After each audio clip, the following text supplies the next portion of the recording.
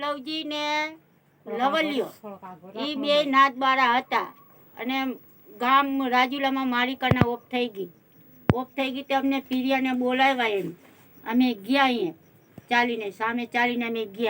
ગયા તો પછી અમે પૂછ્યું કે ભાઈ આ વાતાવરણ શું ચાલે છે તમારી નાથબારાની તો એ લોકોએ કીધું કે આ વાત બધી ખોટી છે આ વાતમાં કાંઈ છે નહીં તો તમે આ કનાને તમે બેહો ને અમારા ભેગા રહ્યો સુધારો તો અમે કીધું કે ભાઈ જો આ વાત 60 વર્ષે ખોટી થાય તો મારે પીરિયડને તને કંઈ કહેવું નથી અને કે સાચી થઈ જાય ને સાબુતી થઈ જાય તો મારે પીરિયાને એવો આધાર મને દેવો પડશે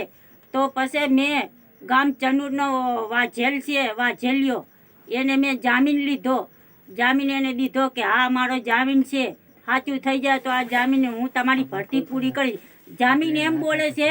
કે 60 વર્ષે તમારું સાચું પીરિયડનું થઈ જાય તમારા પીરિયડનું સાચું થઈ જાય 60 વર્ષે તો હું જામીનીઓ તમારી ભરતી પૂરી કરાવી દઈશ તો અમે કીધું કે આ કાંઈ વાંધો નહીં બરોબર છે તો એમ કરીને અમે અમારી દીકરીને પાણી પાઈ દીધું તો એ લોકોએ અમે કીધું કે તમે તમારી દીકરીને પાણી પાઈ દો તો અમે હારોહાર તમારા ભેરા ઉપલેટા આવીએ છીએ સાચું ખોટું કરવા તો અમે પાણી પીવડાવીને ઉપલેટા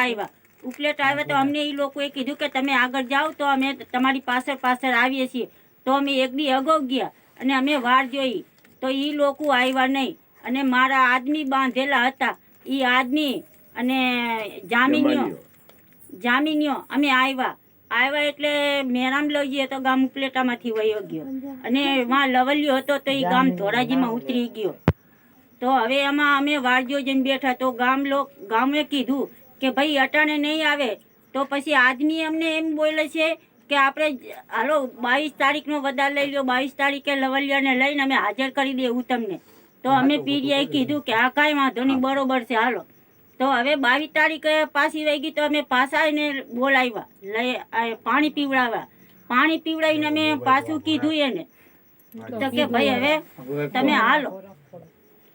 હાલો હવે તો કે ના 13 તારીખનો વધાર અમને આપો ને અમે જરૂરથી લવલિયાને લઈ આવશું અને લવલિયો નહીં આવે તો અમે છે ને હું જામીનીઓ તમારું પૂર મારી દઈશ બધુંય